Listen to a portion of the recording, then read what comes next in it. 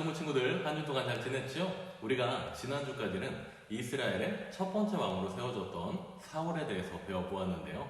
이번 주에는 하나님의 마음을 흡족하게 해드렸던 이스라엘의 두 번째 왕 다윗에 대해서 배워보는 시간을 가지려고 해요.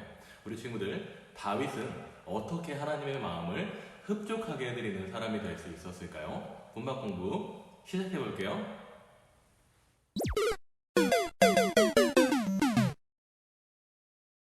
할렐루야. 오늘도 성월교회 초등부 온라인 분반 공부 자리에 나온 우리 친구들을 주님의 이름으로 환영합니다.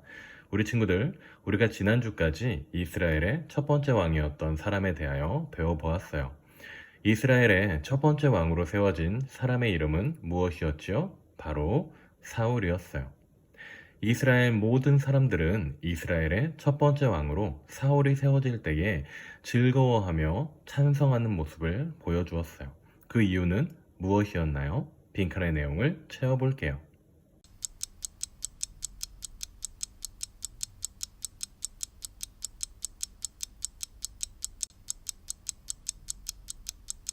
이스라엘의 첫 번째 왕으로 세워지는 사울은 참 잘생기고 겸손한 사람이었어요.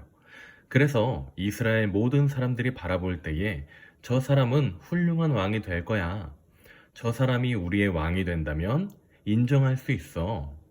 자신들의 왕이 되기에 사울이 충분한 사람이라고 생각했어요. 이스라엘의 첫 번째 왕이 되는 사울이 해야 했던 일은 참 중요했어요. 그는 이스라엘의 왕으로서 이스라엘 나라를 하나님의 말씀대로 아름답게 다스리는 왕이 되어야 했어요. 그러나 사람의 눈에 흡족한 사람이었던 사울은 이스라엘의 왕이 되자 이전의 겸손함은 잃어버린 채 하나님의 말씀도 중요하지 않고 하나님의 마음도 중요하지 않은 채 그저 자신의 마음에 옳은 대로 자신의 마음에 하고 싶은 대로 이스라엘 나라를 자신의 뜻대로 통치하고 다스리기 시작했어요. 하나님의 나라였던 이스라엘을 하나님의 뜻대로가 아닌 자신의 마음과 자신의 뜻대로 통치하고 다스렸던 사울은 결국 하나님께 버림받는 비참한 왕이 되고 말았어요. 그렇다면 우리 친구들, 하나님께서는 어째서 사울을 버리실 수밖에 없었던 것일까요?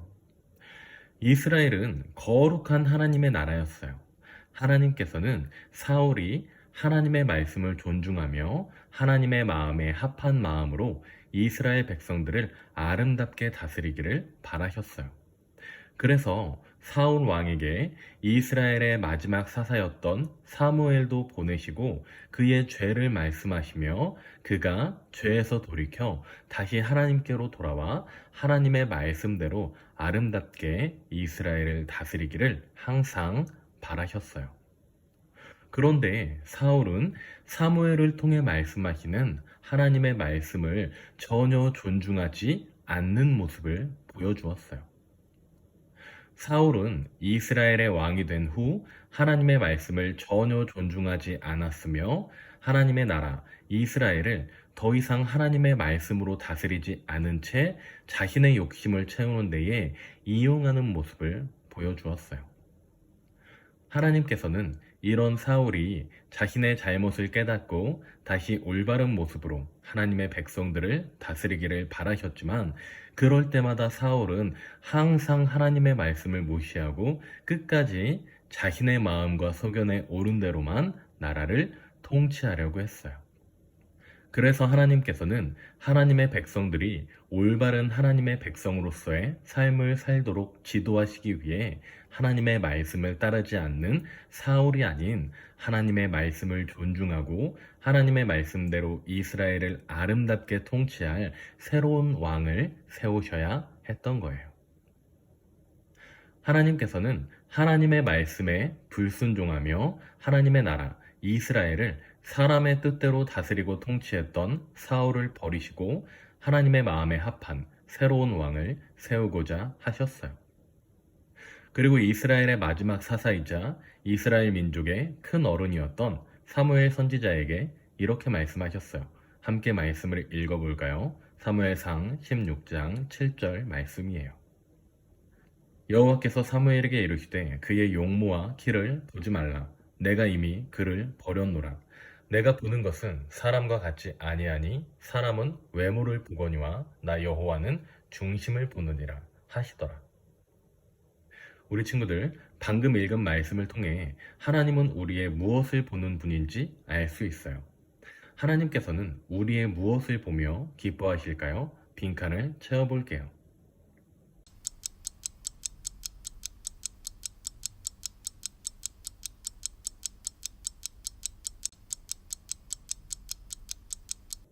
하나님은 우리의 겉모습, 외모를 보시지 않고 우리 마음의 중심을 보시는 분이세요.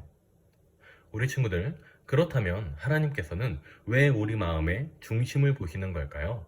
전도사님이 준비한 그림을 볼까요? 전도사님이 오뚜기 그림을 준비해 봤어요.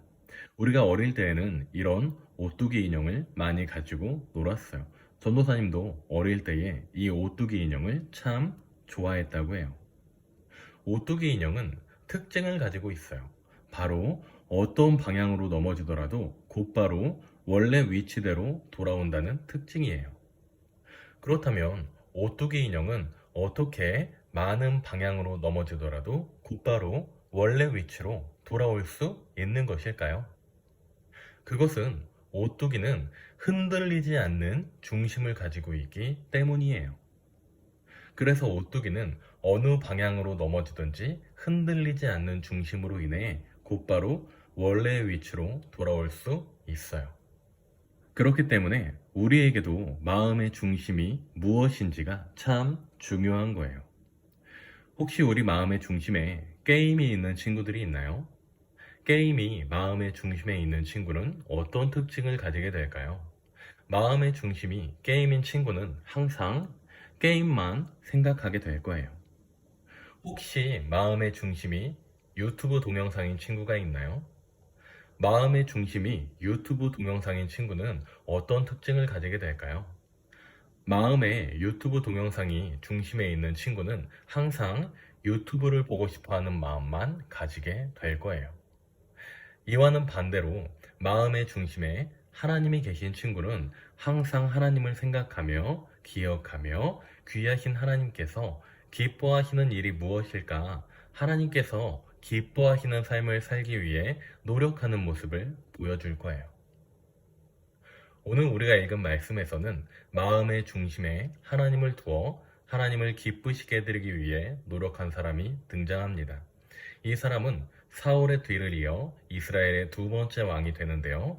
하나님을 기쁘시게 해드리기 위해 노력하는 사람이었던 이 사람의 이름은 무엇일까요? 빈칸을 채워볼게요.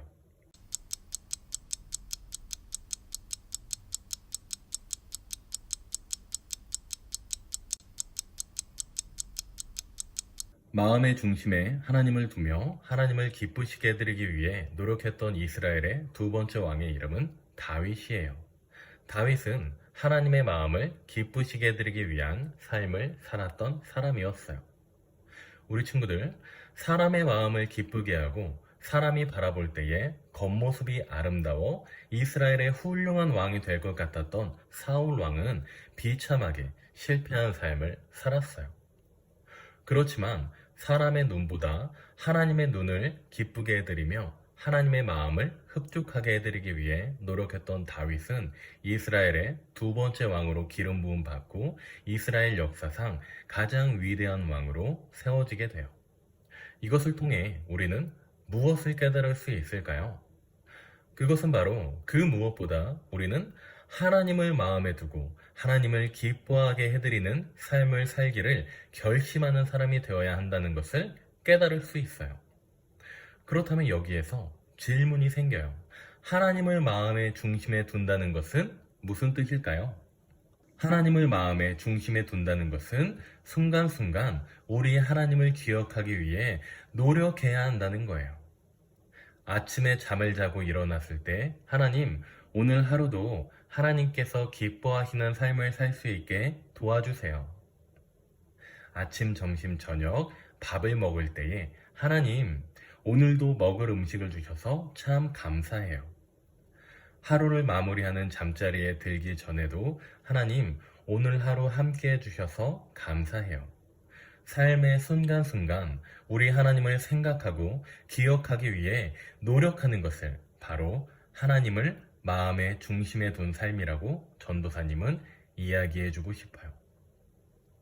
오늘 배운 내용을 기억하며 오늘날의 이 시대를 살아갈 때에 우리 초등부 친구들이 순간순간 하나님을 기억하고 꼭 생각해보는 삶을 사는 멋진 믿음의 인물들로 자라날 수 있기를 소망합니다.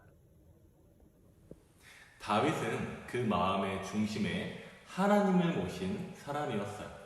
전도사님과 우리 초등부 선생님들은 우리 초등부 친구들도 다윗을 본받아 이 시대를 하나님을 마음에 품은 멋진 신앙인으로 자라나는 우리 초등부 친구들 될 수 있기를 소망합니다. 이번 한 주간에도 건강하고 안전한 우리 친구들 되기를 전도사님이 기도할게요.